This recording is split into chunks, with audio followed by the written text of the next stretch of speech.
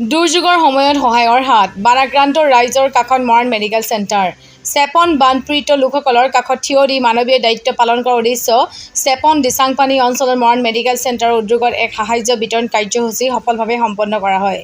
এই কাৰ্যসূচীৰ জৰিয়তে বানত ক্ষতিগ্ৰস্ত বহু পৰিয়াললৈ প্ৰয়োজনীয় সামগ্ৰী প্ৰদান কৰি তেওঁলোকৰ দুখ দুৰ্দশাৰ সময়ত সহায়ৰ হাত আগবঢ়োৱা হয়।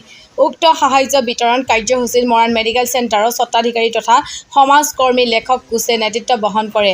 তেওঁৰ নেতৃত্বত চিকিৎসালয়টোৰ কৰ্মচাৰী আৰু সহযোগীসকলে বানাক্ৰান্ত লোকসকলৰ মাজত অত্যাৱশ্যকীয় খাদ্য সামগ্ৰী আৰু দৈনন্দিন ব্যৱহাৰৰ প্ৰয়োজনীয় বস্তু বিতৰণ কৰে।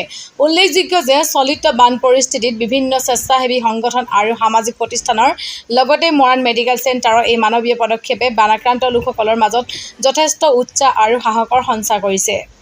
আমি আজি মৰাণ মেডিকেল চেণ্টাৰৰ ফালৰ পৰা বানপীড়িত লোকসকলৰ সাহায্যৰ অৰ্থে আমি আচলতে চৰাইদেউ জিলাৰ যিবিলাক বানপীড়িত অঞ্চল সেইটোত কৰি আমি কিছুমান সাহায্য আগবাঢ়িছোঁ। আৰু তাৰ ভিতৰত আছে আমি সাহায্য কৰাৰ ভিতৰত আছে